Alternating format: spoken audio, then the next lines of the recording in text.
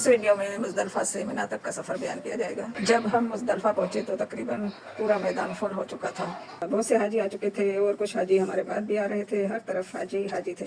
ہمیں روڈ کے کنارے پر جگہ ملی، ہم نے وہاں چادر بچھائی اور بیٹھ گئے۔ یہاں اکثر یہ سوال پیدا ہوتا ہے کہ واش روم کی کوئی تکلیف تو نہیں ہوتی ہے؟ میرے تجربے کے لحاظ سے کوئی ایسی تکلیف نہیں ہوئی۔ ہمارے سامنے ہی واش روم تھا۔ واش روم کے باہر پانی کی بوتلیں بھی رکھی ہوئی تھی جو حجاج اپنے ساتھ اندر لے کے جا رہے تھے، لیکن اندر بھی پانی آ رہا تھا۔ وضو کر کے ہم نے مغرب اور عشاء کی نماز ایک ساتھ پڑھی۔ شیطان کو کنکریاں مارنے کے لیے یہیں سے کنکریاں جمع کی جاتی ہیں۔ تقریباً 50 کے قریب کنکریاں استعمال ہوتی ہیں، لیکن احتیاطاً حاجی یہاں پر تقریباً 70 کنکریاں جمع کرتے ہیں۔ ہم نے بھی کنکریاں جمع کی۔ ہم نے رات کا کھانا نہیں کھایا جان بوجھ کے، وہاں ریفریشمنٹ مل رہی تھی میدان عرفات میں، لیکن ہم نے وہ بھی نہیں لی کیونکہ ہمارے حساب سے یہ ایک ایسی رات تھی کہ ہمیں بہت کم کھانا چاہیے تھا تاکہ صبح ہم جلدی سے یہاں سے نکل سکے، واش روم کی لائنوں میں نہ لگیں۔ اس لیے ہم نے رات کو صرف تھوڑا سا ڈرائی فروٹ اور کھجور لی اور 1-2 گھونٹ پانی جو کہ دوائی کھانی تھی اس کے ساتھ۔ اس کے علاوہ ہم نے کوئی کھانا پینا زیادہ نہیں کیا تاکہ صبح ہم آرام سے اٹھ سکیں۔ پھر ہم سو گئے اور تھکاوٹ کی وجہ سے بہت زیادہ گہری نیند آ گئی۔ موسم کچھ گرم تھا لیکن 100% برداشت کے قابل تھا۔ 4 بجے اذان کی آواز کے ساتھ آنکھ کھلی اور وہیں ہم نے بوتل کے پانی سے وضو کیا اور نماز ادا کی۔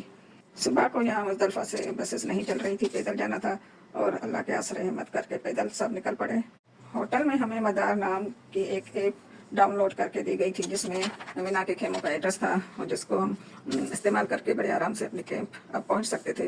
راستے میں اکثر شٹر لگے ہوئے تھے جو ہمیں دھوپ سے بچا رہے تھے، اور صبح کا وقت تھا تو اتنی زیادہ گرمی نہیں تھی، اور راستے میں موجود اہلکار بار بار پانی کے اسپرے حاجیوں پر کر رہے تھے اور ہم خود بھی پانی کی بوتل اسپرے والی لے کے گئے تھے۔